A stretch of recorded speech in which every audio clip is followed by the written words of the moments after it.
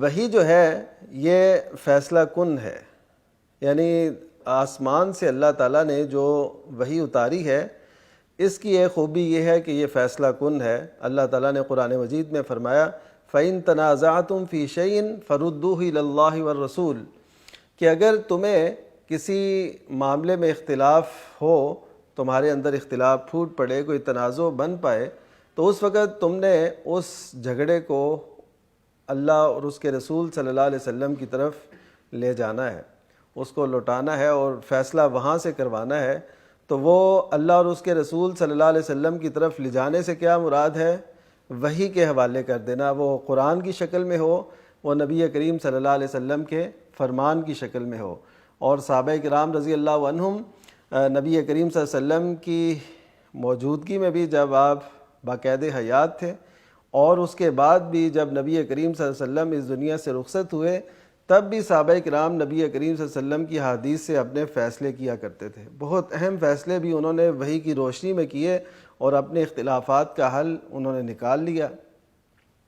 پھر وحی جو ہے وہ ہمارے ایک ایک مسئلے کا حل بتاتی ہے، ایک ایک مسئلے کا حل، اور جہاں پہ انسانیت بہت تجربات اور مشاہدات کے بعد پہنچتی ہے، وہی شروع ہی سے اس کو وہاں پہ پہنچا دیتی ہے۔ وہاں پہ یہ نہیں لکھا ہوتا کہ یہ مسئلہ پیش آئے گا تو یہ حل ہے، یہ پیش آئے گا تو یہ حل ہے، یہ شک نمبر ہے، یہ پہلو ہے، بلکہ وہاں پہ رہنمائی ایک عمومی اعتبار سے کی جاتی ہے۔ آپ دیکھیے کہ سیدنا ابراہیم علیہ السلام نے اللہ تعالیٰ سے دعا کی جب بیت اللہ کی تعمیر کی، اور اس وقت ان کے زبان پر یہ الفاظ سے کہ رب اجعل ھذا بلدا آمنا، کہ اس شہر کو امن کا گہوارہ بنا دے، وارزق اہلہ من الثمرات، اور یہاں کے باسیوں کو ثمرات یعنی پھلوں کے، زراعت کے اور دیگر نتائج ان سے نوازنا۔ تو حضرت ابراہیم علیہ السلام کی دعا ہے۔ تو آپ دیکھیے کہ یہ آج جہاں پہ انسانیت پہنچی ہے، تو وہ یہ ہے کہ کسی بھی ملک کے لیے امن اور خوشحالی دو بنیادی چیزیں ہیں۔ تو آپ دیکھیے کہ سیدنا ابراہیم علیہ السلام نے ایک دعا کے اندر اللہ تعالیٰ سے انہی دو باتوں کو طلب کیا، اور اللہ تعالیٰ نے اس سرزمین کو اس شرف سے نوازا اور سیدنا ابراہیم علیہ السلام کی دعا کو قبول فرمایا، اور تب سے اب تک اس کے اندر اللہ تعالیٰ نے بہت سی ایسی باتیں، بہت سے ایسے اوصاف رکھے ہیں جو دوسرے ممالک کے اندر، دوسرے امصار اور شہروں کے اندر ہمیں نظر نہیں آتے۔ تو یہ حضرت ابراہیم علیہ السلام کی دعا سے دیکھیے انسانیت کا کتنا بڑا مسئلہ حل ہو گیا۔ وہی جو ہے اس میں ہر مسئلے کا حل موجود ہے۔ جیسا کہ معاشی طور پر تنگی ہو، مشکلات ہوں، تو قرآن مجید ایک بہت سنہرا اصول ہمارے سامنے رکھتا ہے کہ وَمَنْ أَعْرَضَ عَنْ ذِكْرِي فَإِنَّ لَهُ مَعِيشَةً ضَنْكًا، کہ جو اللہ تعالیٰ کے ذکر سے اعراض کرتا ہے، یعنی وحی سے، قرآن سے، سنت سے وہ اعراض کرتا ہے، تو اس کی زندگی جو ہے وہ تنگ ہو جاتی ہے، اس کا جینا محال ہو جاتا ہے، اس کی عیش وہ تنگ دستی میں آ جاتی ہے۔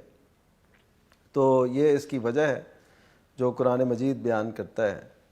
تو اس سے پتہ چلا کہ ایک بہت بڑی وجہ معاشی طور پر تنگی کی وہ ذکر سے اعراض ہے، اللہ تعالیٰ کے ذکر سے، اس کی نازل کردہ وحی سے روح گردانی ہے۔ تو یہ قرآن مجید بتاتا ہے۔ اب سوال یہ پیدا ہوتا ہے کہ جو کفار ہیں، پھر تو ان کے ممالک میں جنہوں نے ذکر کو تسلیم ہی نہیں کیا، مانا ہی نہیں، وہاں بھی تو تنگی ہونی چاہیے تھی، وہاں بھی تو ایسے حالات آنے چاہیے تھے۔ تو قرآن مجید نے اس کا بھی حل ہمارے سامنے بیان کر دیا۔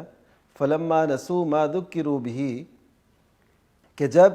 ان کو اس بات کی جس کی انہیں نصیحت کی گئی تھی انہوں نے اسے پس پش ڈال دیا، بھلا دیا، اگنور کیا، تو پھر کیا ہوا؟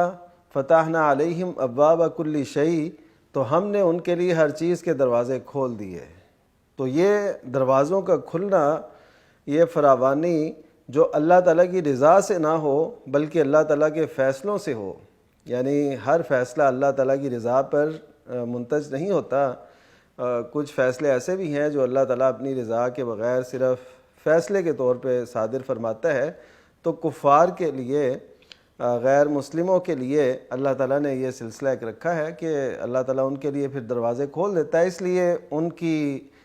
جو رونق ہے اور ان کی شادابی اور ان کے علاقوں کی زرخیزی اور وہاں کے حالات کی بہتری، یہ سب چیزیں ہم دیکھتے ہیں تو بعض اوقات ہمیں محسوس بھی ہوتا ہے، لیکن یہ حدیث کی روح سے اولئک لہم اجلت طیباتہم فی الحیات الدنیا، یہ وہ لوگ ہیں جن کی دنیا کی زندگی میں ان کی نعمتوں کو جلدی فراہم کر دیا گیا ہے، یعنی جو ان کے نصیب میں تھا وہ ان کو اللہ تعالیٰ نے دنیا ہی میں دے دیا، آخرت میں ان کے لیے کچھ نہیں ہے۔ تو یہ دیکھیے قرآن نے آسمانی وحی نے ان مسائل کو کیسے حل کر دیا۔ پھر یہ تھا کہ کوئی ان سے متاثر ہو سکتا تھا، دیکھیں وہ کس قدر خوشحالی کی زندگی گزار رہے ہیں اور ہم کیسے، تو اللہ تعالیٰ نے اس کے بارے میں قرآن مجید میں کئی مقامات پہ فرمایا کہ ایک مقام پہ ایسے ہے کہ فلا یغرنک تقلب الذین کفروا فی البلاد، کہ جو غیر مسلم ہیں ان کا شہروں میں آنا جانا